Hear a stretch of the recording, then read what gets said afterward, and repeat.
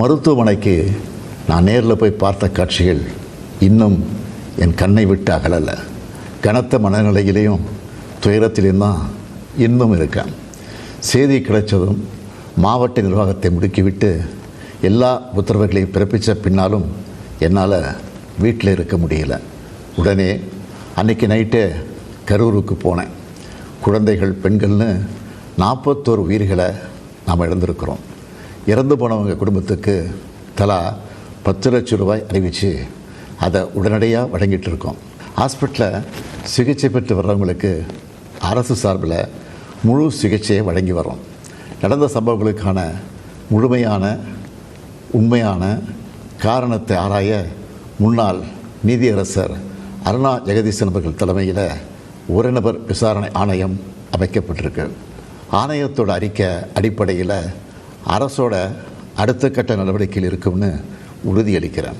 இதற்கிடையே சோஷியல் மீடியாவில் சில வதந்திகளையும் பொய் செய்திகளையும் பார்த்துட்டு தான் இருக்கேன். எந்த ஒரு அரசியல் கட்சி தலைவரும் தன்னோட தொண்டர்களும் அப்பாவி பொதுமக்களும் இறக்கிறத எப்பொழுதும் விரும்ப மாட்டாங்க. இந்த சம்பவத்தில் உயிரிழந்தவங்க எந்த கட்சி சார்ந்தவங்களாக இருந்தாலும் என்னை பொறுத்த வரைக்கும் அவங்க நம்மளோட தமிழ் உறவுகள்.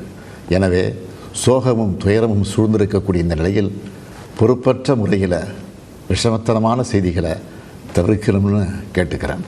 அரசியல் கட்சிகள், பொது அமைப்புகள் இது போன்ற நிகழ்ச்சிகள் நடத்தும்போது இனி வரும் காலங்களில் எத்தகைய பொறுப்போடு நடந்துக்கணும்னு என்ற விதிமுறைகளை வகுக்க வேண்டியது நம்ம எல்லோருடைய கடமை.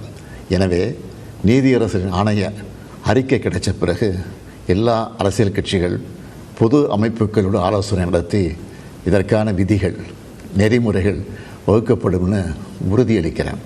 அத்தகைய நெறிமுறைகளுக்கு எல்லாரும் ஒத்துழைப்பு தருவாங்கன்னு நம்புகிறேன். மனித உயிர்களே எல்லாத்துக்கும் மேலானது. மானுடப்பற்றே அனைவருக்கும் வேண்டியது. அரசியல் நிலைப்பாடுகள், கொள்கை முரண்பாடுகள், தனி மனித பகைகள்னு எல்லாத்தையும் விலக்கி வச்சுட்டு எல்லாரும் மக்களுடைய நலனுக்காக சிந்திக்கணும்னு கேட்டுக்கிறேன். தமிழ்நாடு எப்போவுமே நாட்டுக்கு பல வகைகளில் முன்னோடியாகத்தான் இருந்திருக்கு. இதுபோன்ற நிகழ்வுகள் இனி எந்த காலத்திலையும் நடக்காமல் தடுக்க வேண்டியது நம்ம எல்லோருடைய கடமை. நன்றி, வணக்கம். கரூரில் நடந்தது பெருந்துயரம், கொடுந்துயரம். இதுவரை நடக்காத துயரம், இனி நடக்கக்கூடாத துயரம்.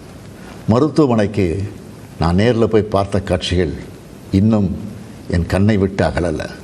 கனத்த மனநிலையிலையும் துயரத்திலையும் தான் இன்னும் இருக்கேன். செய்தி கிடைச்சதும் மாவட்ட நிர்வாகத்தை முடுக்கிவிட்டு எல்லா உத்தரவுகளையும் பிறப்பித்த பின்னாலும் என்னால் வீட்டில் இருக்க முடியல. உடனே அன்றைக்கி நைட்டே கரூருக்கு போனேன். குழந்தைகள், பெண்கள்னு 41 உயிர்களை நாம் இழந்திருக்கிறோம். இறந்து போனவங்க குடும்பத்துக்கு தலா 10 லட்சம் ரூபாய் அறிவித்து அதை உடனடியாக வழங்கிட்டு இருக்கோம். ஹாஸ்பிட்டலில் சிகிச்சை பெற்று வர்றவங்களுக்கு அரசு சார்பில் முழு சிகிச்சையை வழங்கி வரோம். நடந்த சம்பவங்களுக்கான முழுமையான உண்மையான காரணத்தை ஆராய முன்னாள் நீதியரசர் அருணா ஜெகதீசன் அவர்கள் தலைமையில் ஒரு நபர் விசாரணை ஆணையம் அமைக்கப்பட்டிருக்கு. ஆணையத்தோட அறிக்கை அடிப்படையில் அரசோட அடுத்த கட்ட நடவடிக்கையில் இருக்கும்னு உறுதியளிக்கிறேன். இதற்கிடையே சோஷியல் மீடியாவில் சிலர் பரப்புகிற வதந்திகளையும் பொய் செய்திகளையும் பார்த்துட்டு தான் இருக்கேன். எந்த ஒரு அரசியல் கட்சி தலைவரும் தன்னோட தொண்டர்களும் அப்பாவி பொதுமக்களும் இறக்கிறத எப்பொழுதும் விரும்ப மாட்டாங்க. இந்த சம்பவத்தில் உயிரிழந்தவங்க எந்த கட்சி சார்ந்தவங்களாக இருந்தாலும் என்னை பொறுத்த வரைக்கும் அவங்க நம்மளோட தமிழ் உறவுகள். எனவே சோகமும் துயரமும் சூழ்ந்திருக்கக்கூடிய இந்த நிலையில் பொறுப்பற்ற முறையில் விஷமத்தனமான செய்திகளை தவிர்க்கணும்னு கேட்டுக்கிறேன். அரசியல் கட்சிகள், பொது அமைப்புகள் இது போன்ற நிகழ்ச்சிகள் நடத்தும்போது இனி வரும் காலங்களில் எத்தகைய பொறுப்போடு நடந்துக்கணும்னு என்ற விதிமுறைகளை வகுக்க வேண்டியது நம்ம எல்லோருடைய கடமை. எனவே நீதியரசரின் ஆணைய அறிக்கை கிடைச்ச பிறகு எல்லா அரசியல் கட்சிகள், பொது அமைப்புகளோடு ஆலோசனை நடத்தி இதற்கான விதிகள், நெறிமுறைகள் வகுக்கப்படும்னு உறுதியளிக்கிறேன்.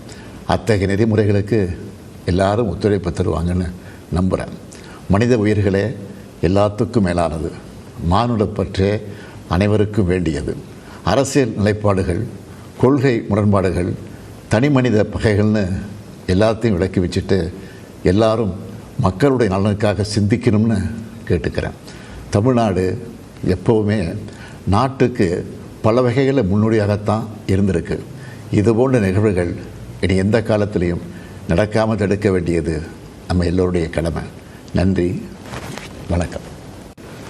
கரூரில் நடந்தது பெருந்துயரம், கொடுந்துயரம், இதுவரை நடக்காத துயரம், இனி நடக்கக்கூடாத துயரம். மருத்துவமனைக்கு நான் நேரில் போய் பார்த்த காட்சிகள் இன்னும் என் கண்ணை விட்டு அகலலை. கனத்த மனநிலையிலையும் துயரத்திலையும் தான் இன்னும் இருக்கேன். செய்தி கிடைச்சதும் மாவட்ட நிர்வாகத்தை முடுக்கிவிட்டு எல்லா உத்தரவுகளையும் பிறப்பித்த பின்னாலும் என்னால் வீட்டில் இருக்க முடியல. உடனே அன்றைக்கி நைட்டே கரூருக்கு போனேன். குழந்தைகள், பெண்கள்னு 41 உயிர்களை நாம் இழந்திருக்கிறோம். இறந்து போனவங்க குடும்பத்துக்கு தலா 10 லட்சம் ரூபாய் அறிவித்து அதை உடனடியாக வழங்கிட்டு இருக்கோம். ஹாஸ்பிட்டலில் சிகிச்சை பெற்று வர்றவங்களுக்கு அரசு சார்பில் முழு சிகிச்சையை வழங்கி வரோம்.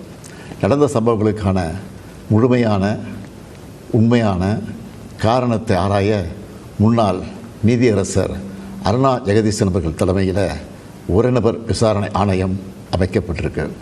ஆணையத்தோட அறிக்கை அடிப்படையில் அரசோட அடுத்த கட்ட நடவடிக்கையில் இருக்கும்னு உறுதியளிக்கிறேன். இதற்கிடையே சோஷியல் மீடியாவில் சிலர் பரப்புற வதந்திகளையும் பொய் செய்திகளையும் பார்த்துட்டு தான் இருக்கேன். எந்த ஒரு அரசியல் கட்சி தலைவரும் தன்னோட தொண்டர்களும் அப்பாவி பொதுமக்களும் இறக்கிறத எப்பொழுதும் விரும்ப மாட்டாங்க.